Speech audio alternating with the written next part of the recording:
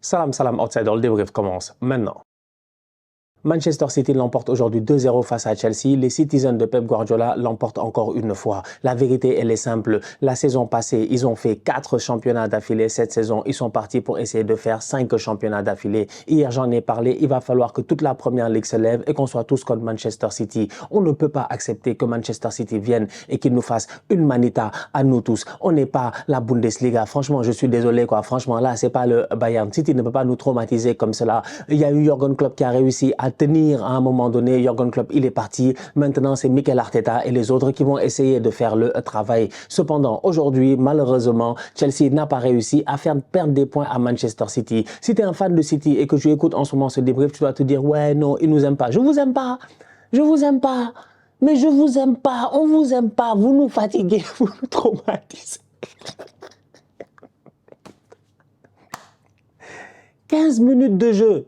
15 minutes de jeu. Haaland, il est là sur le terrain, tu le cherches. Tu vois Chelsea, tu te dis, ah, peut-être que Chelsea, là, ils vont tenir et tout. Il suffit que Bernardo Silva se bandit. Il vienne se positionner entre les défenseurs de Chelsea, qu'il crée ce surnombre-là. Il vient dévier le ballon. Vu que Haaland, à lui tout seul, à chaque fois, il occupe 2 ou 3 défenseurs, Bernardo Silva peut se permettre de venir trouver de l'espace. Il trouve de l'espace. Il trouve Haaland. Haaland contrôle son ballon. Il réussit à faire double contact, machin. Il bouge, on dirait un caterpillar. Il est gros, il est lourd, il est fort. Cucurella n'y peut absolument rien. Il réussit à s'en sortir. Il trompe le gardien de Chelsea. Manchester City mène 1-0. À ce moment-là, nous tous, on savait que les carottes étaient cuites.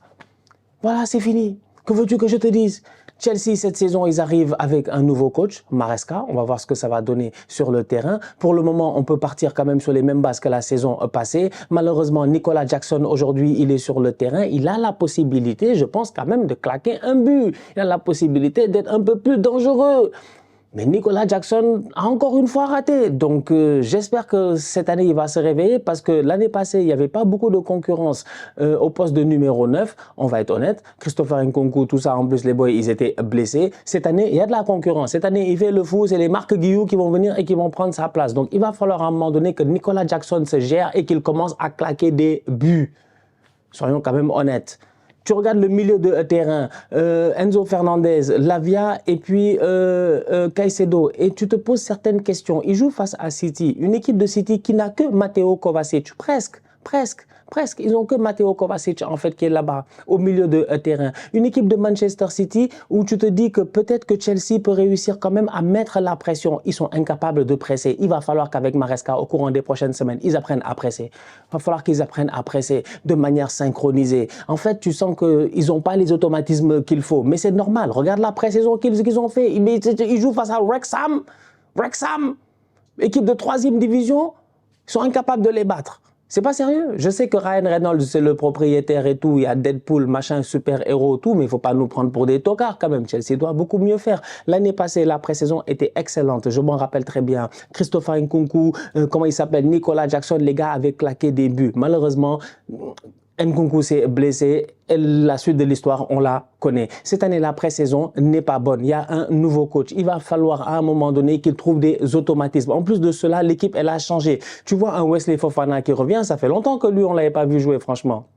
Il revient aujourd'hui. Son match, à mon humble avis, est relativement correct. Oui, c'est vrai que sur le but de Kovacic, c'est lui qui se gère pas, qui rate son dégagement. Mais globalement parlant, le match de Wesley Fofana est quand même correct. Tu regardes le boy Colwill, tu te dis que lui, il va falloir qu'il step up. L'année passée, on avait des attentes. On s'est dit que Colwill va être un des leaders de cette équipe-là. Et tout ça, aujourd'hui, il doit sortir beaucoup plus rapidement sur Kovacic, en fait. Donc, Kovacic, sur son but, il récupère le ballon, il court comme ça, comme du n'importe quoi, il claque un but. C'est quoi ça? Tout le monde recule. Franchement. Donc oui, je suis en train de gronder Chelsea parce que Chelsea dépense beaucoup d'argent. Et on se pose des questions à savoir, tout cet argent-là qu'ils dépensent, tous ces joueurs qu'ils achètent, c'est pour quel genre de performance et quel genre de rendement final. Pour le moment, ils ont perdu 2-0 face à City. Il n'y a pas péril dans la demeure. Ce n'est pas la fin du monde. Ce n'est pas la peine de stresser parce que tout le monde va se faire taper par City. Nous tous, on va galérer. On va galérer, c'est pas grave, Mais n'empêche que Chelsea, si tu regardes bien, dans le match, il y a quand même des choses qui ne sont pas satisfaisantes. Enzo Fernandez, bon, dans la projection, de temps en temps, il a été pertinent. Dans la surface de réparation, il touche quelques ballons et puis tout ça. Mais j'ai envie de dire que, bon, voilà, peut mieux faire. En plus, ils lui ont donné le brassard de capitaine.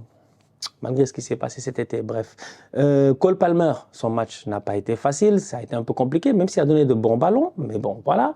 Nicolas Jackson, un pivot pertinent quand même, de temps en temps, il redescend, il touche le ballon, hop, il se retourne, il donne de bons ballons et tout, il n'y a pas de problème, en pivot, tu peux l'utiliser, mais sinon, mis à part cela, la finition, à un moment donné, il y a un ballon là sur Ederson, mais je pensais qu'il allait marquer, j'ai dit, mais Nico marque. Quand il a marqué, il y avait hors-jeu. En plus, il n'a pas de chance. Vraiment, il va falloir, j'espère que cette année va être une bonne année pour Nicolas Jackson parce qu'il y a de la concurrence à Chelsea et si tout le monde est en bonne santé, il risque de ne pas garder sa place très très longtemps à ce rythme-là. Donc, il va falloir qu'il se gère. Donc, voilà, c'est moyen, quoi. Franchement, c'est moyen. Le gardien, il est pas bon. C'est compliqué. L'année passée, j'avais dit ici que les gardiens à Chelsea, là, ne me rassurent pas. Je me rappelle dans les commentaires, des boys qui m'avaient dit non, machin, le bon gardien. Voilà. En fait, c'est pas une balle à ras de terre, là. C'est une balle à hauteur. Je comprends. Kovacic, il a ouvert son corps. Il a dit, je vais enrouler. Après, il a croisé. On est d'accord. Mais regarde la hauteur du ballon aussi, quand même. Franchement, le gardien doit se gérer. Il se gère pas. Donc, du coup, côté Chelsea, il n'y a pas grand-chose à dire, à part, on attend de voir la suite de la saison. J'ai hâte de voir. Franchement, j'ai hâte de voir. Pedro Neto est arrivé, Marc Guiu est arrivé. Ils ont ramené d'autres nouveaux joueurs. Donc, comme je dis, beaucoup de recrutements, énormément de joueurs. Est-ce que sur le terrain, ça va suivre? Est-ce que Maresca va réussir réellement à mettre en place quelque chose qui va leur permettre d'aller chercher des titres et de revenir dans le top 4? Point d'interrogation. Franchement, point d'interrogation.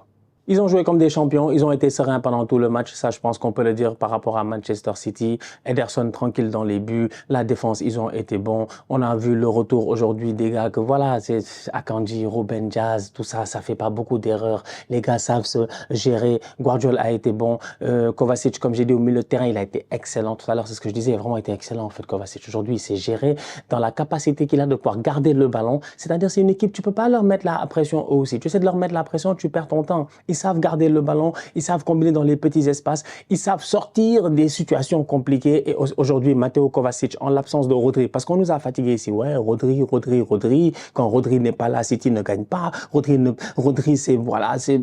Oui, on est d'accord, c'est vrai que pendant des mois et des mois, on a vu que à chaque fois que Rodri était là, City gagnait. Aujourd'hui, ils ont été obligés de faire sans Rodri. Et pour moi, la performance de Kovacic au milieu de terrain était très bonne. Le boy Lewis, lui aussi, il s'est géré dans cette position un tout petit peu hybride où de temps en temps, il était sur le côté droit, de temps en temps, il venait pour soutenir les autres à l'intérieur. Bernardo Silva, excellent. Kevin De Bruyne, il fait son match. C'est KDB, on se tait. Doku, il est là pour déstabiliser tout. Dangereux, très dangereux. Et je ne sais pas si vous l'avez vu aujourd'hui, Manchester City, dans leur manière à laquelle ils jouaient, ils abordaient le match de temps en temps. Tu avais donc du coup Savio sur un côté, Kevin De Bruyne et puis Bernardo Silva. Et tu avais Kovacic qui venait, qui se rattachait à cela. Et donc du coup, automatiquement, tu te retrouvais avec 4 joueurs en fait qui bougeaient d'un côté, tu vois. Et ça occupe énormément Chelsea, ça pose des problèmes à Chelsea parce que ça oblige le bloc défensif de Chelsea de balancer sur un côté. De l'autre côté, pendant ce temps-là, il y a un mec, il est en isolation. C'est pour cela que j'arrête pas de dire que Pep Guardiola, toutes les années qu'il a passé aux États-Unis là-bas, c'était pour faire copier-coller sur les systèmes de basketball, de baseball et de je ne sais pas quoi. C'est du n'importe quoi. Doku est de l'autre côté, il est en isolation. Et Doku, nous tous, on le sait. Tu le laisses en 1 contre 1 face à un joueur, tu es mort. Tu le laisses en 1 contre 2 face à un joueur, il va les fatiguer. Et il faut même des fois qu'il soit 3. Et même quand ils sont 3, aujourd'hui, il est passé, on l'a vu. Double contact, triple contact, je ne sais pas quoi. Au lieu de frapper, il fait des passes en retrait. Le boy doit apprendre à prendre aussi un peu plus confiance en lui. Tu sens que Doku, on lui a dit élimine. Ils sont allés l'acheter, pas pour rien. Parce que le boy, il a aujourd'hui, c'est un des meilleurs dribbleurs en Europe. L'année passée, il sortait les chiffres, c'était le meilleur dribbleur en Europe, si je pense, en termes de ratio dribble réussi et tout. Donc Doku, il sait faire que ça. Donc tu ne peux pas le laisser en 1 contre 1 parce que tu sais que en fait, le gars qui est devant lui, que ce soit Gusto ou Cucurella ou quoi que ce soit, il va se faire tuer. Donc c'est obligé d'être 2 sur lui. Pendant ce temps-là, là-bas, ils ont créé un autre surnom. Comme j'ai dit, il bouge à 4. Chelsea est perdu. Ça crée des espaces. Et c'est là où Bernardo Silva, il vient se retrouver à un moment donné dans une position dangereuse pour trouver là-bas Haaland. Et qu'Haaland, ils sont 2 sur lui, ils n'arrivent pas à le prendre. Il y a un déséquilibre physique, il réussit à faire la différence. Ça montre l'importance d'un joueur comme Doku aujourd'hui parce que Doku, il amène ce déséquilibre-là, il amène ce déséquilibre adverse-là, il fatigue les gars, il les fait bouger, il fait bouger les lignes. Et ça, c'est important. Savio, c'est la même chose. Numéro 26 sur le dos, j'avais l'impression de voir Mahrez. Mais c'est quoi ces courses bizarres-là? Le boy, il court, on dit, mais c'est Mahrez, c'est quoi ça? Courir, on dirait Mahrez. Ouais. top première mi-temps. C'est dommage, il sort blessé. On va voir pour le reste de la saison. J'espère que c'est pas trop grave. Mais franchement, une belle équipe de Manchester City, encore une fois. Ils font les malins. Oui, on a perdu Oscar Bob, tout ça. Ils n'ont pas fait une bonne pré-saison. On s'en fout. Ils sont forts. Ils sont forts. Ils sont forts, en fait. Ils sont forts. Eux, c'est les équipes, toute la saison régulière au basket, ils foutent rien. Arriver en play-off, ils se gèrent. Ils ont juste besoin de faire partie des 8 premiers ou je ne sais plus combien il faut pour aller en play-off. C'est ça, Manchester City. Sauf que eux, les play-offs, ça commence en début de saison. L'année passée, Kevin De Bruyne était là en train de faire le mort. On était là. Premier match, Kevin De Bruyne, il s'est blessé. Premier match de la saison l'année passée. Vous avez oublié. Moi, j'ai pas oublié. J'oublie rien par rapport à City. C'est pour cela, quand je dis que je ne les aime pas, c'est pas de la blague. C'est parce qu'ils me traumatisent. Ils me traumatisent. Kevin De Bruyne est venu l'année passée, premier match, il s'est blessé parce que l'année d'avant, en finale Ligue des Champions, il était blessé, on s'en rappelle. 6 mois, il a disparu. Janvier, il est revenu, il a porté l'équipe sur son dos, ils sont allés gagner le titre. Allant de 3 mois, il a disparu l'année passée. Out of nowhere, il est revenu, il a gagné le titre. Haaland n'a pas fait l'Euro. Haaland a dit aujourd'hui, j'ai fait 5 semaines de vacances, je suis en pleine forme, je me sens très bien. Ben, on est mort. Franchement, on est mort. On est mort. J'ai fait 5 semaines de vacances, je suis en pleine forme, je me sens très bien. On est mort. On est mort, il est en pleine forme, ça se voit. De Bruyne est en pleine forme. La Belgique n'est pas allée très loin, il a eu le temps de se reposer. Il ne s'est même pas beaucoup fatigué. Il est en pleine forme, ça se voit. Doku, il est en pleine forme, ça se voit. En fait, c'est une équipe qui... Ils aiment trop faire les pauvres, en fait. Mais c'est eux les riches du quartier. Avec leurs avocats et leurs 115 charges. Vous nous fatiguez. Top performance de la part de Manchester City. Vraiment bien joué de leur part aujourd'hui face à Chelsea.